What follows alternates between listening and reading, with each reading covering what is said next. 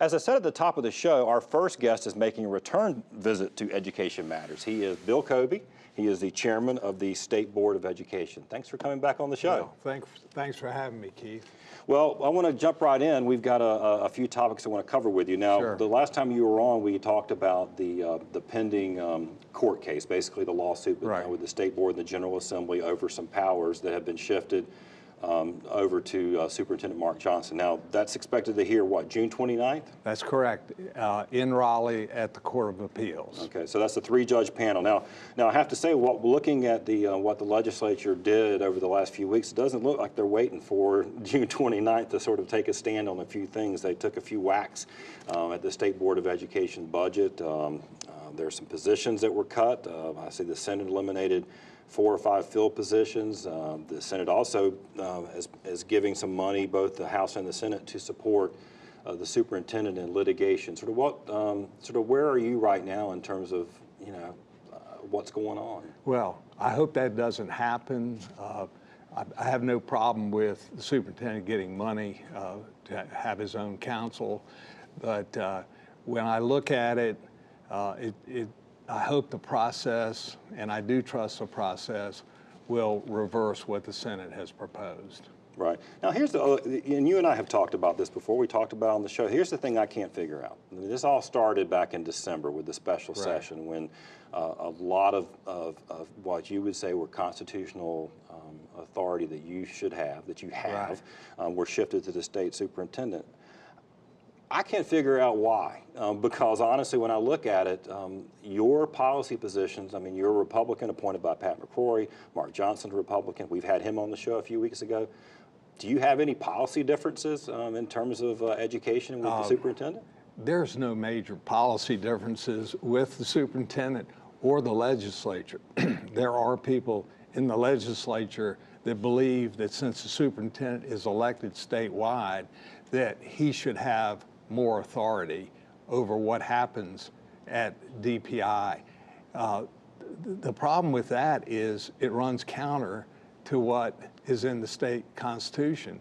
And we as members of the State Board of Education swore to uphold the Constitution, so that's simply what we're doing. Right. So you're obviously looking forward to having this resolved one way or the other. Now, we don't know what's going to happen after the hearing, and I mean, I think everyone would presume that there would be appeals from whoever doesn't like that. I mean, that's kind of the way things go, right? If you look at history, yes, that's usually the way it goes. Right. All right. Well, let's. So we're going to see what happens. And now I want to get into some of the other things. Okay. Obviously, with the State Board of Education basically sets policy for public education in North Carolina, implements based on the laws that the legislature passes. And then the Department of Public Instruction staff and superintendent administer those. That's right. The Senate budget particularly has some pretty steep cuts in the department's budget. Do you have some concerns about that? Absolutely.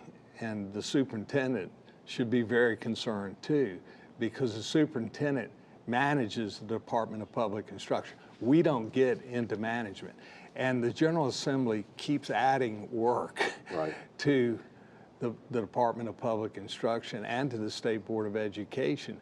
And it's illogical to continue to add work and reduce resources. Now, I'm all about efficiency, but there's a limit to how efficient you can be. And I am really encouraged that the House budget does not propose cutting the DPI budget at all. Right, and I think I read online that there are 21 new reporting requirements for DPI in the House budget and eight new ones in the Senate, but they cut them by 25%, which again, to your point, that's a lot of work. And a lot of resources to put those reports together and do them well. Now you work, obviously, as your role as chair of the State Board, you work a lot with the staff at DPI. I mean, I guess when I think about it, the buckets of work, there's sort of an oversight, kind of a regulatory piece of it, but there's also these supports, particularly in more rural counties and low income. Does that, I mean, do you think that this kind of cuts would have an impact on what DPI is able to do? Absolutely. It's the rural, it's the poor counties that count on our resources and how we can help them more than the wealthy counties. That's just logical. So, it's an equity matter. When you think about where do you cut? You can't cut the financial operation because we have to distribute about $9 billion and provide oversight.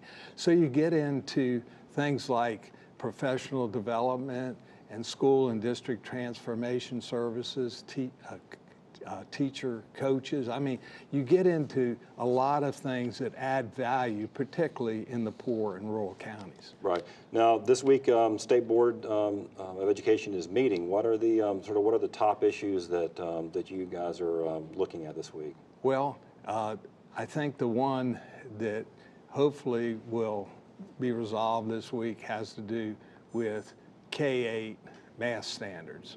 We've been working on that for several years, and our staff and the teachers across the state that have worked with our staff have done an outstanding job of creating North Carolina standards in the area of English language art and K-8 math and high school math. So that's the main focus. And this is some of the recommendations that grew out of the Academic Standards Review Commission, is that right? Yes. Okay. Absolutely. Great. Well, look, we appreciate you coming on the show to talk to us about everything today. We'll look forward to, we'll see what happens at the end of June and see if some of these things can get resolved, because obviously there's a lot of work to be done for the children of North Carolina in education, and we want you and Superintendent Johnson to be focused on that instead of litigation. We're making progress in spite of the lawsuit, and the lawsuit hopefully will add clarity because it's not been totally clear for decades. Right. Well, thanks so much. Thanks Okay, so much for being here. you. Appreciate it. Before we go to break, see if you can answer this question. The state of North Carolina provides the single largest share of local school funding. What is the next largest source?